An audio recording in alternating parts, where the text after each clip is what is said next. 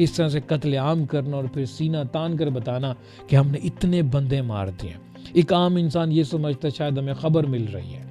आपको खबर नहीं मिल रही होती, आपके ज़मीर को चेक किया जाता है कि जो करना है कर लो। अस्सलाम वालेकुम जनाब, उम्मीद करता हूँ कि तमाम दोस्त ठीक होंगे, खैरियत से होंगे। आपने सोशल मीडिया पर मुख्तलिफ़ किस्म की वीडियोज़ देखी होंगी, देखते रहते हैं, जिसमें आपको कुछ ना कुछ मिलता है, तकरीबन 10 सेकंड का, 15 सेकंड का, और कितना आपने उसमें से इल्म हासिल किया और क्या अपनी ज़िंदगी में जब अमल में लाएंगे तो क्या उसका नतीजा निकलेगा। बहुत सारे लोग इस बारे में शायद कभी सोचते हों, शायद आपको इस बात का पता नहीं होगा या फिर शायद पता भी होगा इस बात का कि इंसान का सबसे बड़ा जो आप दौलत का ख़जाना समझते हैं वो आपका दिमाग होता है। कई मुश्किल वक्त हो, कुछ भी हो, तो आपका दिमाग अगर बहुत तेज़ है, इल्म रखता है, तो आप अपनी मुश्किल को भी बिल्कुल छोटा बना सकते हैं। और इसी तरह से आप अपनी इज़्ज़त और वक़ार और दौलत भी अपने दिमाग के ज़रिए ही बना सकते हैं। हम लोग अक्सर जो है ये सोचते रहते हैं कि हमारे सामने कोई हीरो हो, हम तालियां बजाने वालों में ही शुमार होते रहे, यानी कि लोगों की सलाहियत देखनी है और बस तालियां बजानी है। कभी ये नहीं सोचना कि हम खुद अंदर से कितनी सलाहियत रखते हैं, हमें भी क्रिएटिव होना चाहिए। यानी कि बराबरी का एक रुतबा होता है सबके साथ होना चाहिए। हम लोग बस सिर्फ तालियां बजाते हैं, बहुत सारे लोगों को शाहरुख खान बना देते हैं, बहुत सारे लोगों को शाहिद अफरीदी बना देते हैं, बहुत सारे लोगों को स्टार्स बना देते हैं, हम उनमें शामिल होते हैं। हम एक ऐसी ज़िंदगी जी जाते हैं जिसे शायद ही कोई 10-12 लोग जानते हों। शायद तालियां बजाने वाले तो खैर आपको कोई नहीं कह सकता, पर ये कि कुछ ही दिन की ये ज़िंदगी होती है और जो आप गुमनामी का भी इसे लक़ब दे सकते हैं। अपनी पहचान नहीं करवा सकते। हाँ, पहचान उस सूरत में करवा सकते हैं, रिश्तेदारों में गिले शिकवे करके, किसी के साथ थोड़ा सा तल्ख बोल दिया या कुछ कर दिया, तड़ी वगैरह दे दी एक साफ से अल्फाजों में, तो शायद आपकी पहचान पूरे ख़ानदान में हो जाती है। किसी शादी ब्याह पे आपने नाराज़गी का इजहार कर लिया, फिर शादी ब्याह में थोड़ा सा खाना ज़्यादा खा लिया या फिर थोड़ा सा नाराज़गी का इजहार कर दिया, 2-4 सुना दी, तो फिर आप शायद मशहूर होंगे। वो भी अपने ख़ानदान के इर्द गिर्द ही आपको जो है पहचाना जाएगा।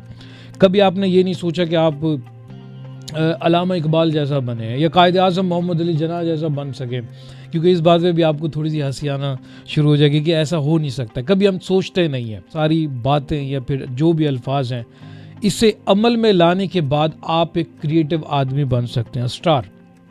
आसमान के ऊपर आपने जब नज़र दौड़ाई होगी तो बहुत सारे सितारे नज़र आते हैं। अब वो सितारे थोड़े छोटे छोटे नज़र आते हैं, यानी कि हैं सितारे चमक रहे हैं, फिर भी आपको मुतवज्जा ज़रूर कर लेते हैं। उनकी वजह यह है कि वो सितारे हैं और उनकी तादाद भी बहुत सारी है, कहीं ना कहीं आपकी नज़र टिक जाती होगी।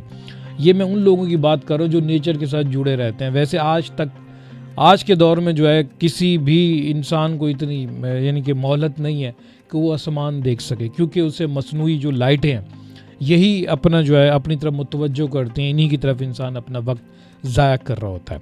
ये थोड़ी सी वीडियो लेंथी हो रही है क्योंकि आपकी शख्सियत की बुनियाद को मजबूत करने के लिए कुछ ना कुछ तो करना पड़ेगा, वरना आप लोग या मुझ समेत बहुत सारे ऐसे लोग हैं जो इल्म इकट्ठा नहीं करते, किताबों से बहुत दूर हैं, और इसी तरह से वो अपनी शख्सियत की बुनियाद मजबूत नहीं कर पाते, जिससे जो है दुनिया से रुखसत होने के बाद उन्हें सिर्फ नाम से या फिर किसी का चाचा या मामा, किसी का वालिद से ही पुकारा जा रहा होता है। आप ये नहीं करते कि आप एक बहुत अच्छे इंसान बने, और इंसान बनने के साथ साथ जो है आप लोगों को भी कुछ इल्म दें, आपकी बातों से अमन कायम होता हो, क्योंकि धरती पर अमन कायम करना सबसे बड़ी एक मेन जो है वजह है। इससे जो है ना कुदरत भी बड़ी खुश होती है। अब आप अमन की बात कर रहे होंगे कि इल्म और ये सब, हम तो बड़े पढ़े लिखे लोग हैं, हम तो बड़ी तरक्की कर चुके हैं। तो भाई तरक्की जो है इस टाइम हमें नज़र आ रही है, उसकी वजह यह है कि दुनिया के अंदर जितने भी लोग हैं जिन्होंने बंदूकें बनाई, ये भी बहुत बड़ी तरक्की है, क्योंकि काफ़ी लोग ये कहते रहते हैं कि जी हम ये हैं, हम वो हैं। यानी कि बंदूक माफिया पूरी दुनिया के अंदर उन लोगों को यरगमाल बना चुका है जो बिल्कुल नहत्ते लोग हैं, और उनको खाने से भी महरूम कर दिया, पानी से भी महरूम कर दिया, जब चाहे कुछ भी कर सकते हैं। उसके बाद आपके ज़मीर को जगाने के लिए मुख्तलिफ़ किस्म का मीडिया जो कि आपको ख़बरें दे रहा होता है कि यहाँ इतने लोग मर गए, यहाँ इतने लोगों के साथ इतना जुल्म हो रहा है। उसके बाद हज़रत इंसान बकरियों की तरह इधर उधर देखता है कि कहीं मेरे गले के ऊपर छुरी ना फेर ली जाए। तो जनाब ये जो आम सी ज़िंदगी है और ऊपर से जो इतना यजीदी माफिया जो कि बंदूक के नाम पर कहीं पे अमन कायम करता हुआ नज़र आ रहा होता है, किसी भी मुल्क के अंदर चला जाता है, तबाह बर्बादी कर देता है और नतीजा सिर्फ और सिर्फ एक आम इंसान मरता है जिसे बिल्कुल कुछ नहीं पता होता, सिर्फ 2 वक्त की रोटी की तलाश में वो कहीं गोली का शिकार हो जाता है, कहीं बम का शिकार हो जाता है। इस हवाले से एक और बात करते हैं जनाब कि जो बंदूक माफिया है वो क्या रोल अदा कर रहा है। बंदे मार रहा है, आप सब लोगों को पता है, और जब तक आपके पास खबर पहुंचती है तो आप जल्द से जुलूस वगैरह सूरत हाल ये इस तरह की क्रिएट कर रहे होते हैं और ये सब रोड वगैरह ब्लॉक कर देते हैं, इससे कुछ भी नहीं होता है। बंदूक माफिया का काम ये है कि वो कहीं ना कहीं घुस कर इंसानों को दुनिया से रुखसत कर रहा है और इंसानी ज़िंदगी को बर्बाद। हालांकि कुदरत के ख़िलाफ़ है ये सब कुछ, क्योंकि कुदरत के कानून ये सब नहीं कहते हैं। अब दूसरी जानिब जो है, बहुत सारे लोग ऐसे उठाते हैं जो कि सियासी लीडर होते हैं, बयानबाजी कर देते हैं, हम ये कर देंगे, हम वो कर देंगे। मुंह से बोलने से क्या आज तक कुछ हुआ है? किसी के बारे में बयानबाजी कर देना या किसी की बंदूक की गोली का रुख कहीं चेंज हो सकता है? अब मुझे यहाँ पे एक सवाल मेरे जहन के अंदर उठता है, वो ये होता है कि जिसने पानी का नलका लगाया या फिर किसी ने मस्जिद बना दी, कोई इबादत गाह बना दी, कुछ भी अच्छा सा रोड बना दिया, कहते हैं कि उसके दुनिया छोड़ने के बाद जो है उसको कहीं ना कहीं सवाब ज़रूर मिलता रहता है। और जिसने बंदूक बनाई है क्या उसको भी इसका अजर मिलता रहेगा? वैसे मैं और आप शायद आज़ाद हैं कि भी नहीं है, हमें खुद भी नहीं पता। मैं और आप बहुत सारे इंसान आज़ादी के साथ ज़िंदगी जिए, स्टार्स बने। जैसे एक स्टार्स को आप 2 हाथों से सलाम करते हैं या सेल्फी लेना चाहते हैं, इसी तरह से मैं और आप भी स्टार हैं। हम अपनी ज़िंदगी का एक आज़ादी का जो एक लम्हा है वो गुजारना चाहते हैं, 2 वक्त की रोटी हासिल करना चाहते हैं। हमारे ऊपर कोई भी ऐसा कानून लागू ना हो जिससे हमें ऐसा लगे कि हम एक डब्बे के अंदर बंद हैं। ये सब लोगों की, जितनी भी दुनिया के अंदर इंसान बसते हैं, मैं किसी मुल्क की बात नहीं कर रहा, ये सब लोगों की आज़ादी की बात है। जब हम आज़ादी की बात करते हैं तो कोई ना कोई रियासत ऊपर से खड़ी हो जाती है, उसके कानून खड़े हो जाते हैं कि ये बंदा है, इसकी आवाज़ बंद कर दो। और इसी तरह से वो समझते हैं कि हम किसी मखसूस रंग व नस्ल से ताल्लुक़ रखते हैं या फिर हम किसी एजेंडे को फॉलो कर रहे हैं या फिर किसी ख़ास सियासी लीडर के हम चाहने वाले हैं। हमें किसी सियासी लीडर की ये जितनी भी एक्टिंग हमें नहीं चाहिए। हमें पता है कि इसे कौन लेकर आता है। हमारा सिर्फ और सिर्फ मुतालबा या फिर एक आम इंसान का मुतालबा ये होना चाहिए कि उसे स्ट्रॉन्ग इल्म दिया जाए, दिमाग के अंदर कचरा भर देना। मसलन आप मुख्तलिफ रंगो नस्ल में बढ़ जाते हो, मज़हब में बांट दिए जाते हो। खुदा ना तो किसी ने देखा है, ना मैंने देखा, ना आपने देखा। फिर ये क्यों दावे करते फिरते हैं लोग कि आओ हम खुदा के बंदे हैं, हम आपको खुदा दिखाएंगे, हमारे रास्ते पर चलो आपको खुदा मिलेगा।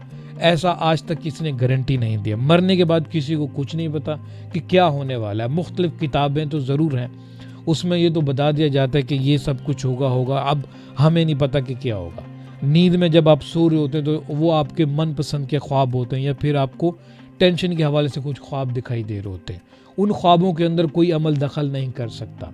हाँ, आपको अच्छे कुछ ख्वाब आ रहे हैं तो वो बात और है, वरना आपको तकलीफ़ दे ख्वाब हैं तो तकलीफ़ दे ख्वाब में कोई भी ना तो सियासतदान आ सकता है, ना तो कोई मजहबी कोई कारिंदा उसके अंदर शामिल हो सकता है।